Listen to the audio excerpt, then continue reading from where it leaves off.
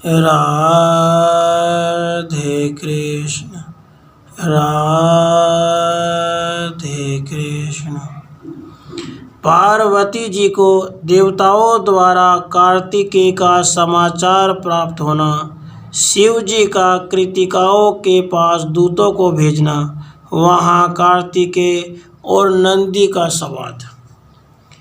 उसके बाद पहले शंकर का वीर्य पृथ्वी पर गिरने से कार्तिकेय के उत्पन्न होने की बात आई थी। उसी के संबंध में बात छिड़ने पर श्री धर्म जी ने कहा, भगवान, प्रकोप के कारण रति से उठते हुए शंकर जी का वह अमोघ वीर्य भूतल पर गिरा था, यह मुझे ज्ञात है। भूमि ने कहा, ब्राह्मण, उस वीर्य का वहन करना अत्यंत कठिन था, इसलिए जब मैं उसका भार सहन न कर सकी तब मैंने उसे अग्नि में डाल दिया था, मुझ अबला को क्षमा कीजिए।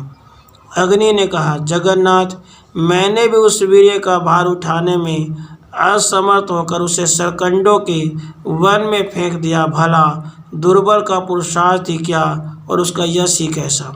वायु ने कहा, विष्णु, स्वर्ण रेखा नदी के तट पर सरकंडों में गिरा हुआ वह वीर्य तुरंत ही अत्यंत सुंदर बालक हो गया। श्री सूर्य ने कहा, भगवान, काल चक्र से प्रेरित हुआ मैं उस रोते हुए बालक को देखकर अस्ताचल की ओर चला गया, क्योंकि मैं रात में ठहरने के लिए असमर्थ हूँ। चंद्रमा ने कहा, विष्णु, उसी समय कृतिकाओं का समुदाय बद्रिकाश्रम से आ रहा था। उन्होंने उस रुदन करते हुए बालक को देखा और उसे उठाकर वे अपने भवन को चली गई। जल ने कहा, प्रभु, कृतिकाओं ने उस रोते हुए शिशु को अपने घर लाकर और उसके भूखे होने पर उसे अपने स्तनों का दूध पिलाकर पढ़ाया। वह शिवपुत्र सूर्य से भी अधिक प्रभावशाली था। दोनों संध्याओं ने कहा, भगवान, इस समय वह बालक छहों कृतिकाओं का पोष्य पुत्र है। उन्होंने स्वयं प्रेम पूर्वक उसका कार्तिकेय नाम रखा है। रात्रि ने कहा, प्रभु, वे कृतिकाएं उस बालक को आंखों से ओझल नहीं करती हैं, उनके लिए वह प्राणों से भी बढ़कर प्रेम पाता है, क्योंकि जो पालन करने वाला होता है उसी का वह पुत्र कहलाता है। दिन ने कहा, देव, जो जो वस्तुएं त्रिलोकी में दुर्लभ हैं और अपने स्वाद के लिए प्रशंसित है, उन्हीं को भी उस बालक को खिलाती हैं। जब उस सभा में उन सब लोगों ने प्रसन्न मन से श्रीहरि से यूँ कहा, तब उनके उस कथन को सुनकर मधुसूदन संतुष्ट हो गए। पुत्र का पूरा समाचार पाकर पार्वती का मन हर्ष से खिल उठा। उन्होंने ब्राह्मणों को करोड़ों रत्न, बहुत सा धन और विभिन्न प्रकार के सभी वस्त्र दिए। तत्पश्चात लक्ष्मी, सरस्वती, सावित्री, मेना आदि सभी महिलाओं ने तथा विष्णु आदि सभी देवताओं ने ब्राह्मणों को धन दिया।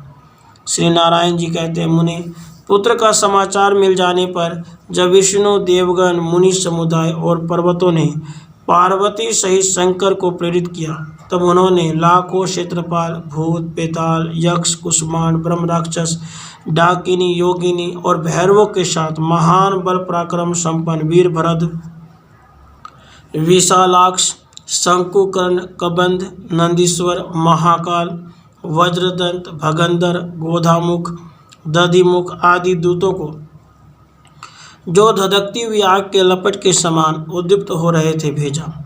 उन सभी शिवदूतों ने, जो नाना प्रकार के शस्त्र अस्त्रों से सुसज्जित थे, शीघ्र ही जाकर कृतिकाओं के भवन को चारों ओर से घेर लिया। उन्हें देखकर सभी कृतिकाओं का मन भय से व्याकुल हो गया। तब वे ब्रह्म तेज से उद्दीप्त होते हुए कार्तिकेय के पास जाकर कहने लगी। कृतिकाओं ने कहा, बेटा कार्तिकेय, असंख्यों कराल सेनाओं ने भवन को चारों ओर से घेर लिया है और हमें पता भी नहीं है ये किसकी है। तब कार्तिकेय बोले, माताओं, आप लोगों का भय दूर हो जाना चाहिए। मेरे रहते आपको भय कैसा? यह कर्म भोग दुर्निर्वाह है, इसे कौन हटा सकता है। इसी बीच सेनापति नंदिकेश्वर भी वहाँ कार्तिकेय के समक्ष उपस्थित हुए और कृतिकाओं से बोले। नंदिकेश्वर ने कहा, भ्राता, संहार करता सुश्रेष्ठ शंकर और माता पार्वती द्वारा भेजे गए शुभ समाचार को मुझसे श्रवण करो। कैलाश पर्वत पर गणेश के मांगलिक जन्मोत्सव के अवसर पर सभा में ब्रह्मा, विष्णु, शिव आदि सभी देवता उपस्थित हैं। वहाँ गिरिराज किशोरी ने जगत का पान करने वाले विष्णु को सम्बोधित करके उनसे तुम्हारे अन्वेषण के लिए कहा। तब विष्णु ने तुम्हारी प्राप्ति के निमित्त क्रमशः उन सभी देवों से पूछा। उनमें से प्रत्येक ने यथोचित उत्तर भी दिया। उन्हीं में धर्म अधर्म के साक्षी धर्म आदि सभी देवताओं ने परमेश्वर को तुम्हारे यहाँ कृतिकाओं के भवन में रहने की सूचना दी।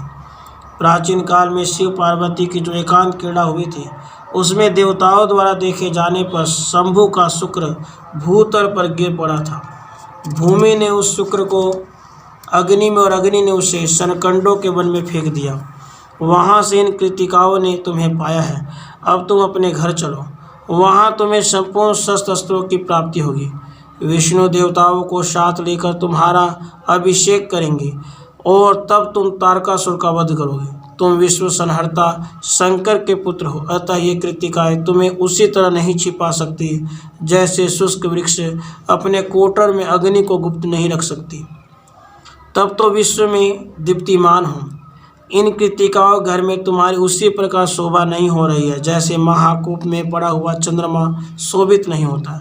जैसे सूर्य मनुष्य के हाथी की ओट में नहीं छिप सकते, उसी तरह तुम भी इनके अंग तेज से आच्छादित न होकर जगत को प्रकाशित कर रहे हो।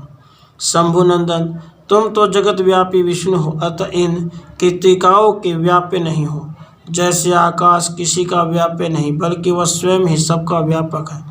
तुम विषयों से निर्लिप्त योगेंद्र हो तथा विश्व के आधार और परमेश्वर हो।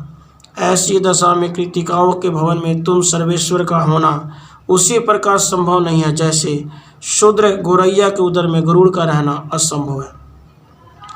तुम भक्तों के लिए मूर्तिमान अनुग्रह तथा गुणों और तेजों की राशि हो। देवगण तुम्हें उसी तरह नहीं जानते जैसे योगहीन पुरुष ज्ञान से अनभिज्ञ होता है।